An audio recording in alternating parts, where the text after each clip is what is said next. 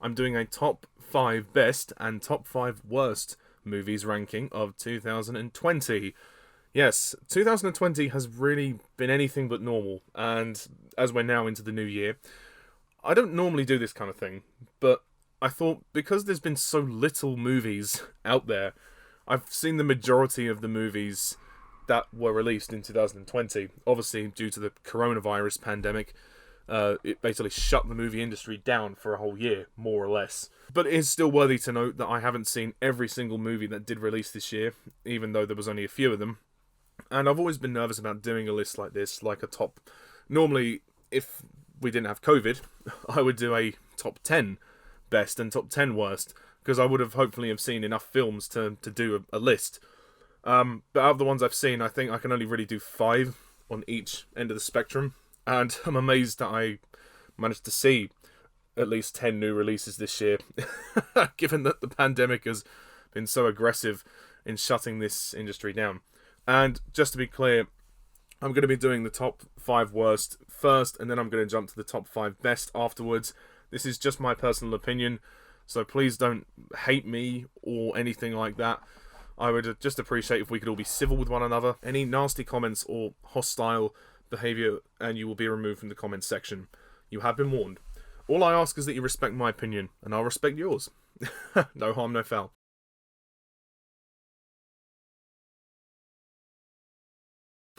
Okay, so the top 5 worst. Let's get the worst out of the way first. Number 5, Sonic the Hedgehog. I've heard a lot of people say that they actually quite like this film. I'm sorry, I don't. Well, it's not the worst movie that was released this year. I just didn't care for it. I mean, maybe it's because I'm not much of a Sonic fan. I played a couple of the games in my time, but Sonic is honestly one of those things, I just don't feel it works as a movie. It should just stay as a game. And we don't really spend enough time in the world of Sonic. I think that was a mistake that the movie made, spending too much time in the human world and making it a road movie. I just think that was a big mistake and dampened the pacing for me. I just felt that it was boring. It was completely boring. Nothing against the actors, like James Marsden. He's a nice screen presence, and he is a good actor, but I just think his character's pointless. Why do we have to have a human protagonist in the lead? And his girlfriend was completely pointless as well. I don't understand why she was in it. And for me, Jim Carrey, I know he's normally quite over the top anyway, but for me, this was just one step too far. I just thought he was really cringy as Dr. Eggman, and especially the dancing scene. That was just... oh, God. I don't hate it. I don't think it's god-awful, but I just thought it was very disappointing. It's a very forgettable movie. The story isn't all that good. We should have spent the entire film in the world of Sonic. That would have been much better. None of the other characters are in the movie, like Knuckles, Tails, Amy, Cream, Big, Shadow. None of those people are in this movie. So there's honestly no point watching it. There's really no reason to watch it. And everyone complains so much about the CGI anyway. And they did fix some of that CGI design. I'll give them credit for that. It is visually nice. But it's just meh. That's how I feel about it. It's just meh. And I stand by my opinion of that. But if you like it, that's fine. Again, I'm not as huge a Sonic fan as some people, so the die-hard fans will probably get more out of it than I would. But anyway. Okay. Number 4. Number 4 is Mulan. Yes, the 2020 remake of Mulan. You know what? The one thing I'll say about this movie... I'm glad I didn't have to pay for it. I'm glad I could just watch it on Disney Plus. I don't actually control my Disney Plus subscription, and my dad does, so that was nice. And I didn't pay the additional charge. I waited until December to review the movie, because I thought paying that extra money to watch something on streaming, it was just pointless. And to be honest, the movie wasn't good enough to warrant that money. And I'm glad I waited, to be honest. Mulan is so boring and just completely destroys the whole point of her character, to be honest. Because it wasn't the point of the whole thing in the original that she had to learn to grow and she had to prove that she wasn't a screw-up and prove that she could do things right. In this one, she's a Mary Sue. She is already perfect at everything. It just solidifies the whole Disney femme fatale sort of... well, not femme fatale, feminist... regime, and no offense to any women watching this or listening to this, I totally understand. You know, I'm all for female characters. I'm all for empowering female characters, and Mulan is supposed to be an empowering female character. I have a female friend called Lauren who's from America, and even she agrees with me that this movie really, really mishandles Mulan as a character. I'm sorry, and for that very reason, the movie is weightless. There is no emotional weight to this movie. The battles are kind of okay. You can kind of watch them. There's a nice spectacle about it, but yeah, and the soundtrack is decent, although none of the songs are in it. And once again, it is way too gritty, way too soulless. It's a movie without much light relief as well. It's too damn depressing for my liking. There's not much humor in it. I just stick to the original, honestly. Please, just stick to the original. You don't need this one. And also, I think it kind of drags in a few areas. It just kind of goes on. A lot of the training scenes become sort of boring, and also, like, the reveal of her being a woman, it's done in such a pretentious way. Like, in the original film, she is discovered by the gang, the group of soldiers, after her injuries, whereas in this version, she decides, you know what, I'm just going to be who I am. I'm going to be a woman. I'm going to ride into battle, and she just takes her armor off, and it's like, oh, come on, Disney, really? Like, you're just hammering it way too much. Again, like I said, I have nothing against strong female characters, and I was all for this to work, but I'm sorry, what I saw just didn't work for me. So that's why Mulan is at number 4. It's only at number 4 because there are 3 others that I think are actually far shittier. all these 5 movies on this part of the list are shit, so there we go. Number 3. Bill and Ted Face the Music. I wasn't really bothered about seeing this movie, but because there was fuck all else to go and see, I thought, I'll just watch it. And I watched it back in summer with social distancing, so I went on my own. I didn't go with anybody. And I was very disappointed with this movie. It just wasn't funny. It just wasn't funny. Now, I haven't seen the other Bill and Ted movies, so I can't compare it to the first 2. But sometimes when it comes to comedies, usually when they get to the 3rd, it tends to really run out of steam. I make the exception for American Pie. I think American Pie, the 3rd American Pie, is actually quite funny. But with Bill and Ted Face the Music, okay, I mean, I'm a Doctor Who fan. I like the idea of time travel and all of that. But all they have to do is write a song to save the world. Like, the plot it's just kind of stupid, and it's just not funny. It's every time, you know, they're on screen, they're just saying, "Oh, dude, hey, dude, yeah, dude." It's like, oh, shut up. It's so annoying. This movie is just so boring, and it offers nothing for me. I nearly fell asleep during this movie. I really did. I mean, Keanu Reeves and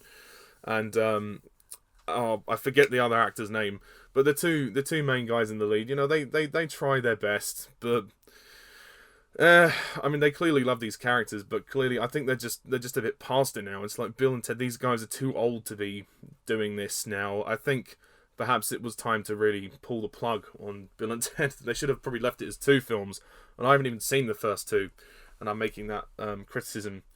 I just thought visually as well, it's very poor. I think the CGI and the visual effects are terrible. From what I remember, it's been a few months since I've seen it, but from what I can recall, the visuals were very, very poor. Obviously, having their daughters in the movie, I mean, okay, they're very cute, and they got their amusing moments, but they felt kind of pointless to the film as well. And I suppose there's certain elements of nostalgia when they come across certain historical figures. Like Louis Armstrong, the actor that plays Louis Armstrong, I give credit to him. But ultimately, you don't need this movie. It's a complete waste of time. And the robot character, I forget the character's name, but the robot was kind of amusing, I suppose. But other than that, it's crap. I just couldn't find much to really enjoy. Number 2. Now this is an interesting one. Artemis Fowl. This movie was a train wreck. I can't believe how bad this movie was. Honestly, it really perplexed me how bad it was. But then again, it didn't, because all the trailers weren't very good for this movie. And then Disney decided, screw it, we're not going to release it in cinemas. Well, I mean, they couldn't anyway because of the coronavirus. But even without the coronavirus, they would have just shoved it on Disney Plus anyway. That's how much confidence they had in the movie. This is definitely Kenneth Branagh's worst directorial effort so far. And I honestly think it's not all his fault. it's probably the studio as well trying to interfere and make it their own. I think the problem with Artemis Fowl is that it's just a mess. It's just incomprehensibly told. The story, I can't follow it. It doesn't make much sense. So many... it basically raises more questions than answers, if that makes sense. Like, why is he such a genius? Why is he doing this? Why is everything doing this? Literally, you're going to question everything the whole time, so... I don't see the reason to watch this movie. And the kid who plays Artemis Fowl, he's boring. He's completely boring and useless. Josh Gad is decent, I suppose, in his role, but his role has often been compared to Hagrid from Harry Potter, and I can see why they make that comparison. And how can he do all these things, like with his beard? Like, it's like Davy Jones from Pirates of the Caribbean, when he can use his beard to like unwrap things and using. I mean, obviously Davy Jones was a squid and had tentacles, but same principle. And the whole thing that they're after this object, again, it's confusing. It doesn't make much sense. This movie is one of the most convoluted films I've ever watched. Judi Dench, man. What the fuck was Judi Dench doing in this movie? She always talks like this with this thick Irish gruff accent. Oh my god. It's definitely the worst performance from Judi Dench that I have ever seen. I mean, just crazy. This woman is an amazing actress. I really stand by that. But in Artemis Fowl, she's terrible. She is terrible. I haven't seen her in Cats, so I can't really compare that. Although, one day I'll probably review that film, and I'm dreading watching that film. But Judi Dench, man, yeah, just a complete waste. And the whole movie is just boring, and it's 95 minutes, and it's such a jumbled mess. The only thing that I could say about it is some of the visuals are okay, I suppose, and the character of Holly, the fairy character, she's nice, she's good, and Colin Farrell, he's good in his small role as the father, and there's some decent action sequences, I suppose, but other than that, there's no reason to watch Artemis Fail, as everyone calls it. And there's this other character called Juliet, the young black girl that just appears out of nowhere, and then she's in the film until the end. I didn't get why she was in the movie.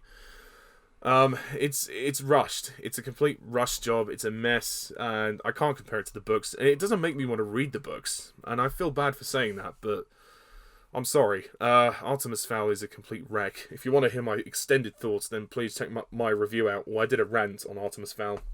So there. Okay, and my top pick for the worst movie of 2020, for me, Dolittle.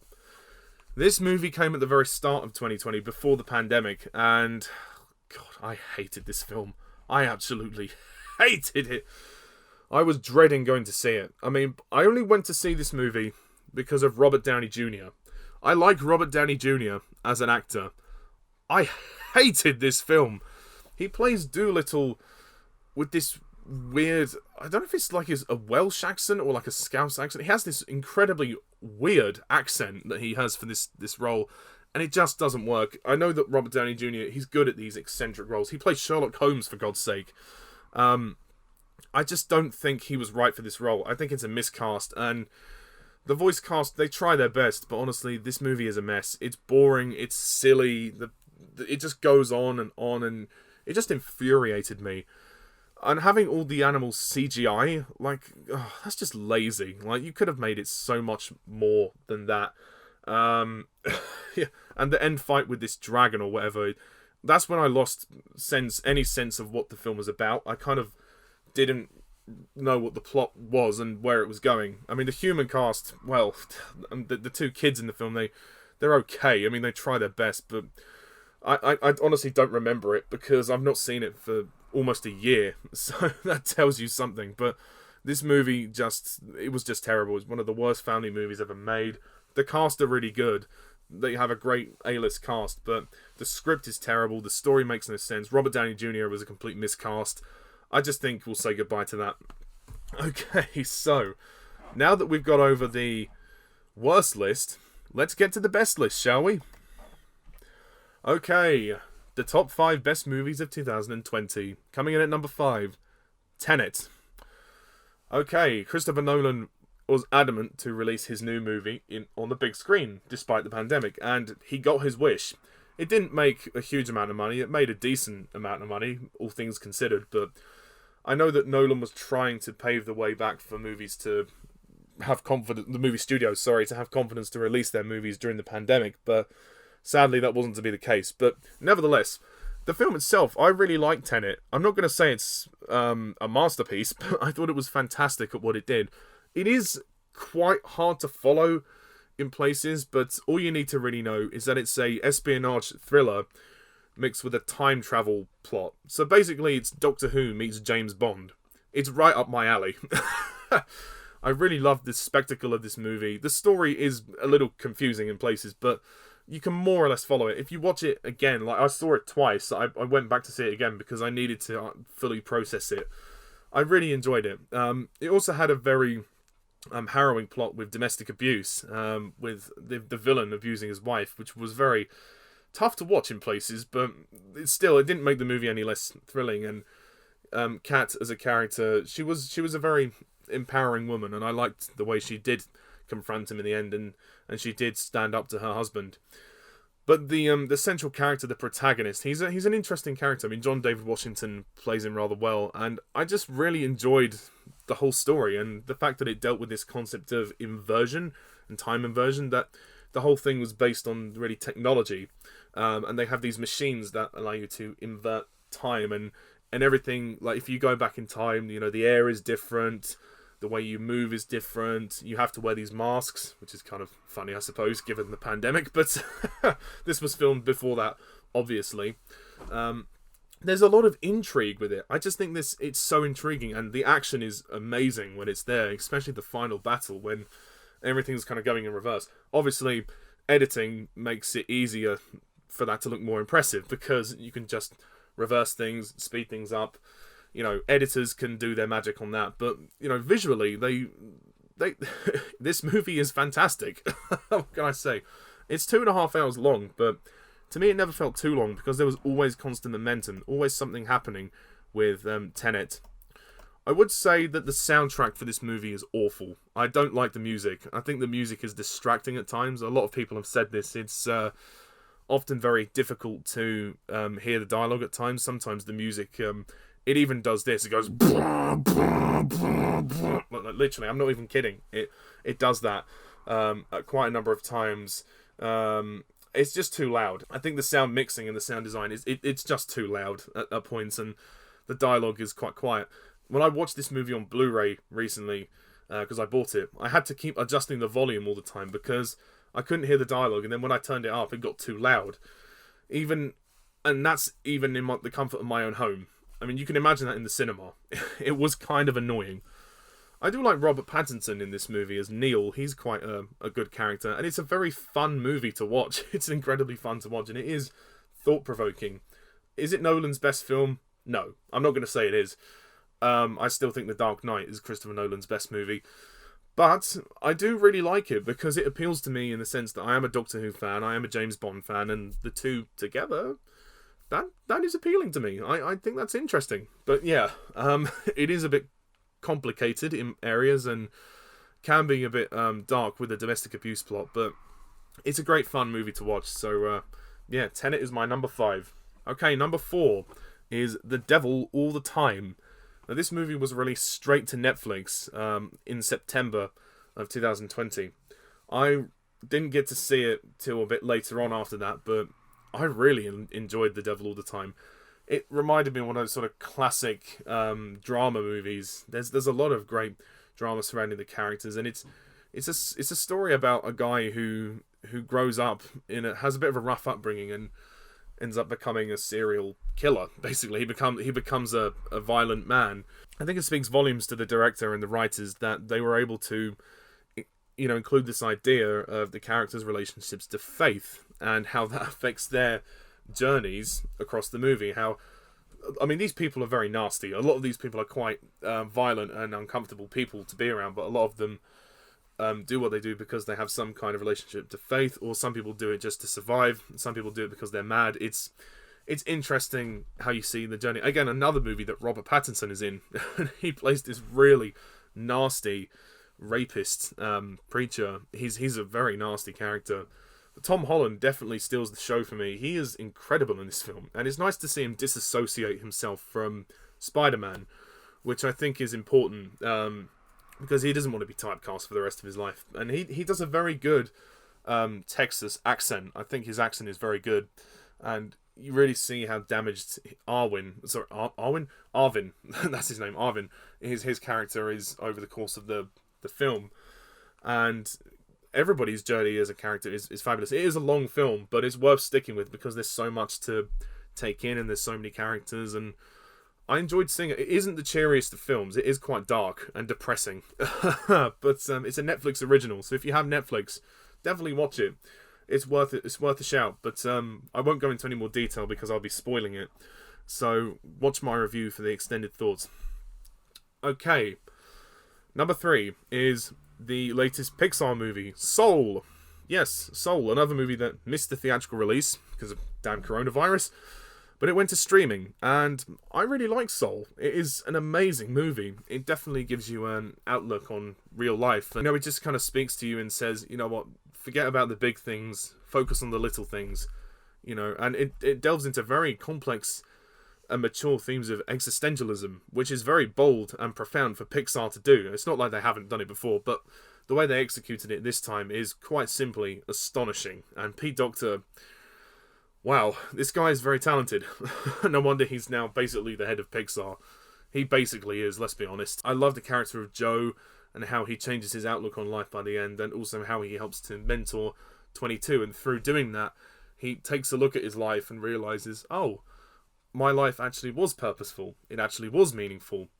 So I really like the character development and the emotional beats here. And the emotional beats work so well.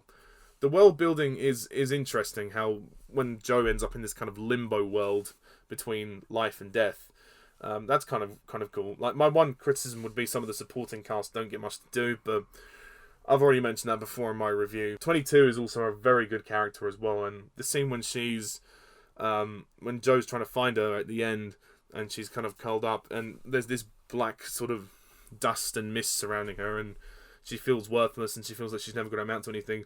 That was a brave scene for Pixar to do. It was quite scary. It spoke volumes also about mental health as well. It's not my favourite Pixar film, but it's certainly up there, and I recently updated my Pixar ranking, and Soul didn't rank quite highly on there. I'd like to watch this movie again, and luckily I have Disney Plus, so I'll be able to do that. And I would have loved to have seen it on the big screen, but obviously coronavirus. And I love the music as well of Soul, the whole jazz kind of vibe. I think is really, really cool. And I love the way that it says, if you focus too much on one passion, it can be damaging for you. It can be very damaging, but this movie tackles it really well. And Joe realizes, you know what, there's a lot in my life that is actually good.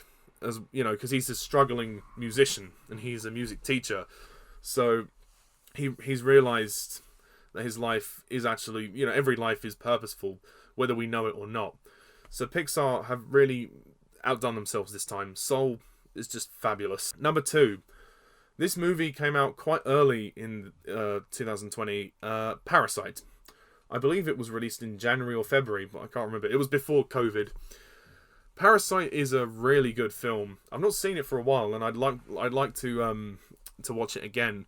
It's a really interesting story about how this poor family have to deceive this rich family into getting themselves better lives, because basically they're in this really rundown home and they have to try and better themselves, and they exploit this rich family, which is really interesting, and it turns them into monsters. Basically, they become so lost in their ways that it all falls apart for them, and they end up kind of causing more trouble than they solve.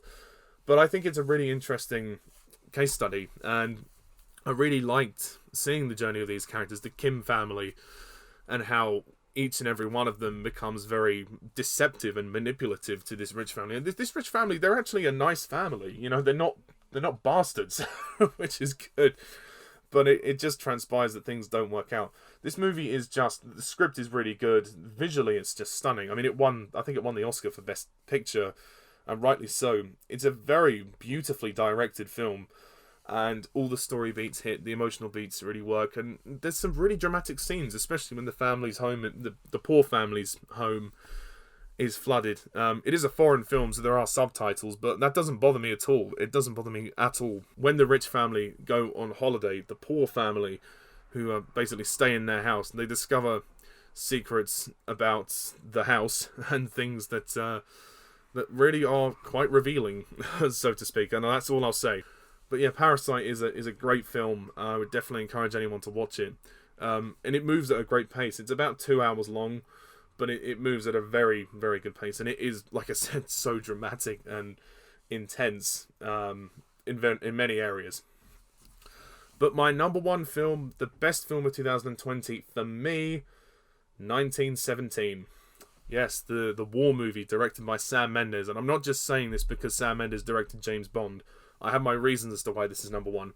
Now, I know a lot of people would say, well, this movie didn't come out in 2020. It came out in December 2019. Well, yeah, in the US it did, but in the UK it was released in January 2020. So for me, that counts. I think 1917 is an amazing film. I mean, I know some people might be surprised I took it over Parasite because Parasite won the Oscar, but it's not all about the Academy Awards. I think this movie is just technically very brilliant. Sam Mendes is an incredibly talented director.